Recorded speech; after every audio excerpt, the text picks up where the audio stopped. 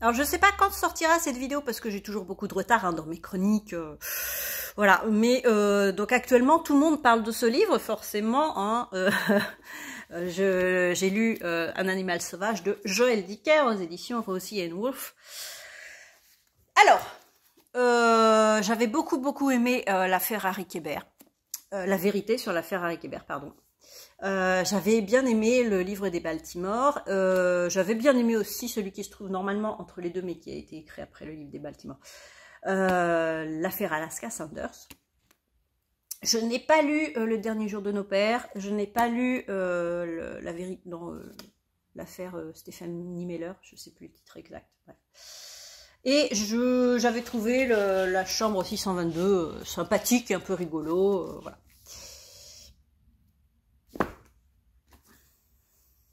Il y avait un moucheron. Non mais quand on a plein de plantes comme ça, voilà, des fois il y a des petits moucherons.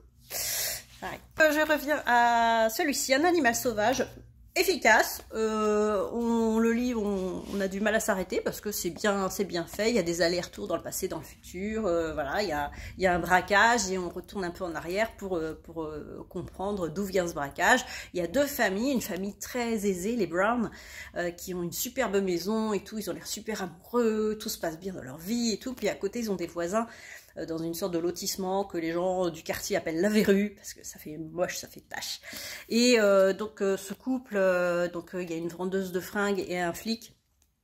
Et le flic, bah, il est jamais à la maison, il s'occupe de son boulot et tout. Et enfin bref, c'est pas le couple idéal en apparence, hein, voilà. Et donc il y a une petite jalousie, une petite envie de la part des Liégeans qui habitent dans la verrue par rapport aux Brown qui habitent dans la belle maison en verre et tout. Donc voilà, donc ça, il y a une sorte de combat, rivalité, trahison, manipulation, mensonge, tout ça entre ces deux familles et à l'intérieur des familles, et qui nous mène à l'histoire du braquage, etc. Donc c'était très bien fait, je peux pas vous en dire plus, hein, mais c'était très bien construit pour ça.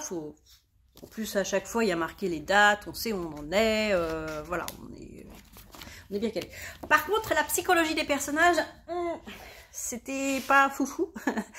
Ils étaient très superficiels. Je croyais pas en eux. C'était un peu comme un Ken et une Barbie, enfin des Playmobil. Enfin, je me suis pas du tout attachée aux personnages. Je les trouvais pas crédibles. Leur réaction n'était pour moi pas vraisemblable. Enfin voilà. Donc il y avait l'histoire qui était bien, l'intrigue était sympa.